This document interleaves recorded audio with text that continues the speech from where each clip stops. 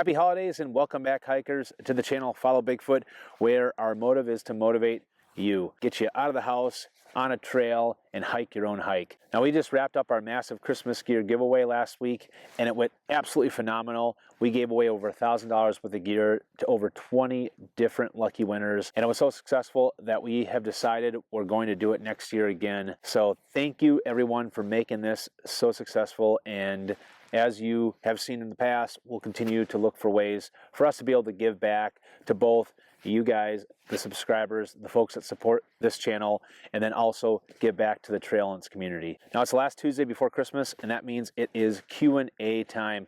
We've got a lot of questions, and we're going to try to answer as many as we can. Now, for those of you that aren't familiar with this Q&A segment, the questions that you ask below in the comment section, I will use for next week's video. You can also leave your questions on my Instagram page, Follow Bigfoot, or my Facebook page at Follow Bigfoot as well. And you can also email them to followbigfoot@yahoo.com. What is your number one piece of advice you give someone preparing to thru-hike the AT? Simple answer, watch this channel. But outside of that, the number one piece of advice that I would give to anyone thru-hiking the AT or any trail is to test and dial in your gear. Get out on the trail, spend a weekend, spend a week, whatever time that you do have, but get on the trail, bring the gear, everything that you are intending to bring on your thru-hike. See if it works. See what doesn't work. Alter your gear. You're going to do this. I did this all the time leading up to my thru-hike. What that's going to do is, number one, it's going to give you the opportunity to have a better balanced pack when you start so that you're not having to cut a ton of weight and send it back home, spend more money. Another thing it's going to do, it's going to help minimize the risk of injury. So you're going to find that there's a lot of things that you might think that you need on the trail that you really don't. Check out any post thru-hike gear list and compare it to the gear that they started. Everyone cuts a ton of stuff. You can really minimize the amount of things that you cut down, which means you're minimizing the amount of weight that's on your back, which minimizes the amount of pressure that is going on your lower body when you're hiking, which is going to minimize your injury. Do you use the pump sacks or a pump for your mattress, or just use lung power? For all of my past hikes, I've actually used good old-fashioned lung power.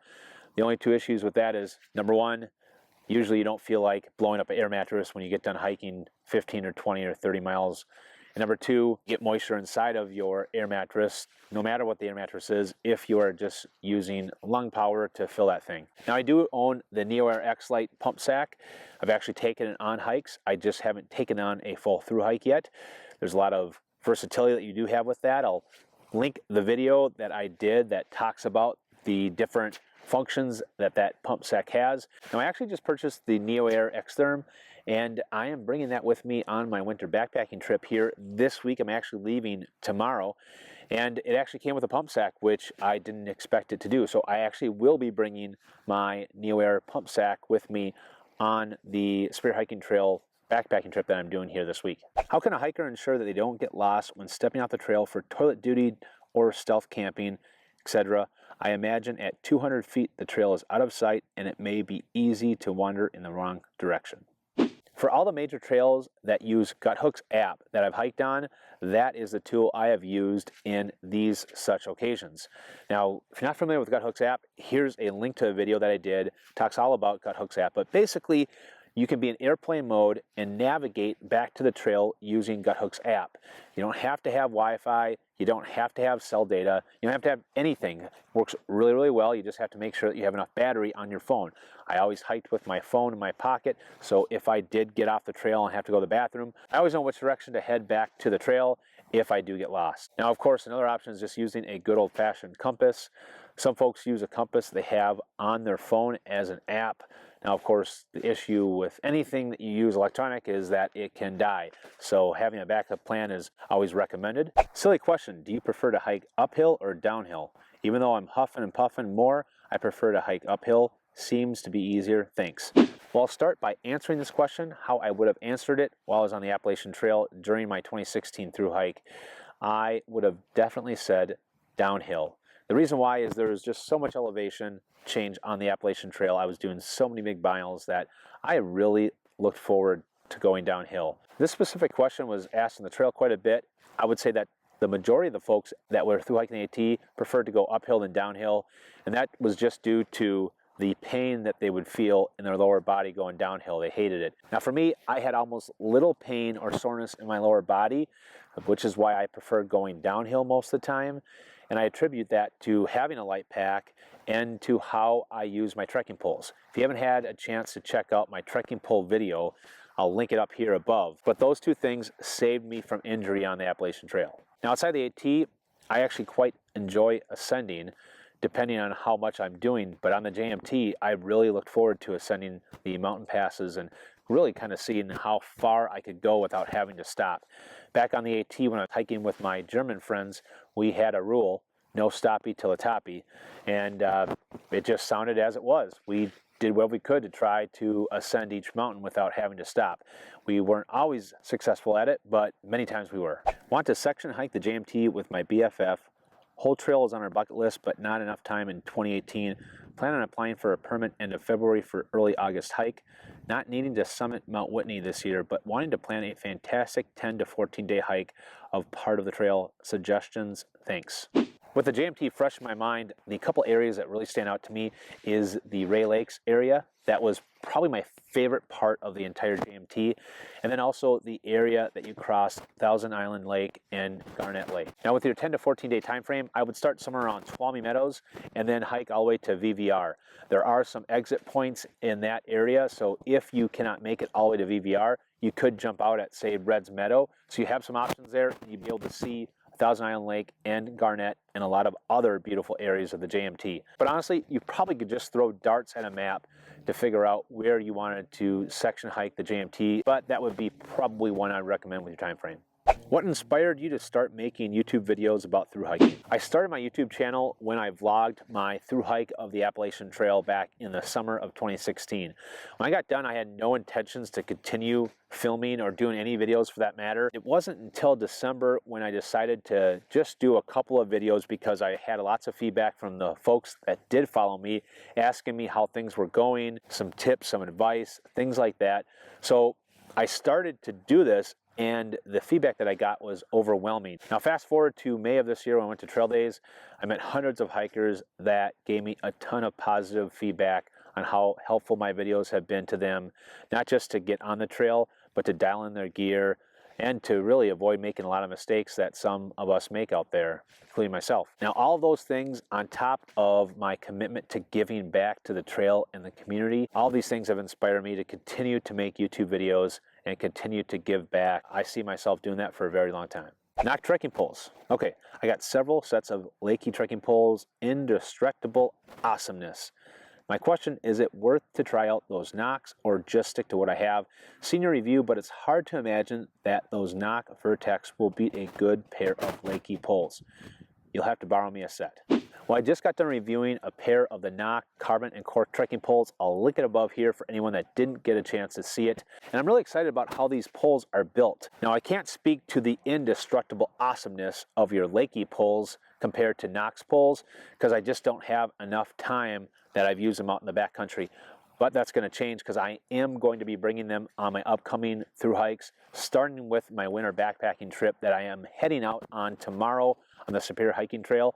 So as I get more time and can really put them to the test, I can get back to everyone and let you know what I think about how indestructible that the Nok poles are. Bigfoot, I have heard you mention you work at McDonald's. I assume you work for the corporate side of the business. What is your process with them and getting the time off to do your hikes? Thank you and keep up the great work with your channel. I am employed by the McDonald's Corporation. My role is a business consultant. All the restaurants that are in our region are all owned by franchisees. Now, as the franchisor, I am in charge of not just consulting my operators, but also holding them to the franchising standards. We have 6 franchising standards of McDonald's. So that's part of my job. Plus, I'm an operations expert. My strength is actually people. So I leverage my strength of people and my operations expertise to help them partner so that they can drive their business results. Now, in terms of taking time off, my company is very, very flexible. It's really the only reason why I've been able to do what I've done with the hikes of the JMT, through hiking the Appalachian Trail, the Superior Hiking Trail. All of these adventures I get to go on is because I have a lot of flexibility with my job with my employer. Now, in the beginning of the year, I give my vacation schedule to my boss, same with the other consultants in our patch. And then she makes sure that there's not a lot of overlapping of vacations, and then we plan our vacations as is. Now, there have been occasions I have requested time off and I have not been approved for it. I've actually had to change my vacation to a different time of the month or a different month if there is something that's going on. But I'm just really lucky because my company gives me a lot of flexibility. I have a question. Zpacks backpacks, considering the Arc Blast or Arc Haul. Obviously the Arc Blast is lighter, but it's the Arc Haul that is more hard wearing. Thoughts on this? Thanks. The great debate, Arc Blast or Arc Haul. If it was me, I would go with the Haul. The Haul is going to be heavier, correct? I think it's a few ounces heavier. It's also going to be about 30 bucks cheaper, but it's going to last you longer. Now at Trail Days, I had a conversation with Redbeard and we were talking about packs. I asked him which pack that he currently is using right now for his hikes, and he's using the Zip, which started to get me intrigued in the Zip. Now I purchased it back on December 5th and I was hoping that I would have it in time for my winter backpacking trip here this week, but I don't think it's actually going to come until Wednesday, and I'll already be on the road Wednesday. So might not get a chance to actually be able to use it this week, but I'll be using it here into 2018, and I'm really excited for it. Hi Bigfoot, are you going to make a bloopers vid at the end of the year? Would be nice to see the non-professional side of your videos, either of the trail stumbles, bad camera angles, lost for a moment, or a video of background interruptions. That's actually a really awesome idea.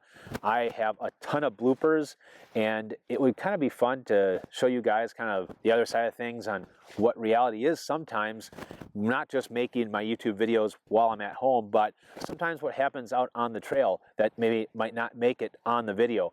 But I'll have to look into that and try to put something together, but that's an amazing idea. Now, if I'm not able to do it this year, maybe it'll be something that I'll do going into next year, but love the idea. Well, that's all the time that we have for this week's Q&A. For those of you that are following me on Patreon, I'll be turning my GPS on here in the next 24 hours, and I'll send it out to you guys so you can be able to track me during this winter backpacking trip. I also do a lot of live feeds on that private Facebook channel that you were invited to. Now, if you're not following me on Patreon and would like to, I will put the link below in the description box. There are a lot of things that I offer in the different reward levels outside of the swag that you get and be able to follow me on my upcoming thru hikes. I also do the monthly gear giveaways. So I'll be doing an exclusive gear giveaway each and every month going all the way through 2018, and that will be for the patrons, so make sure that you check that out. Now, don't forget to leave your question for next week's Q&A below in the comment box. You can also ask your questions on my Instagram and my Facebook page, or of course, email them to me at followbigfoot@yahoo.com. Merry Christmas and happy holidays to all of you and your families. I'll be spending the holidays on the trail. I couldn't think of a better way to spend my holidays, and I'll be getting back just before Christmas to spend time with my family. I'll have all the footage on my winter backpacking trip, my first winter backpacking trip, on the channel next week. Stay tuned for that, and remember to follow Bigfoot.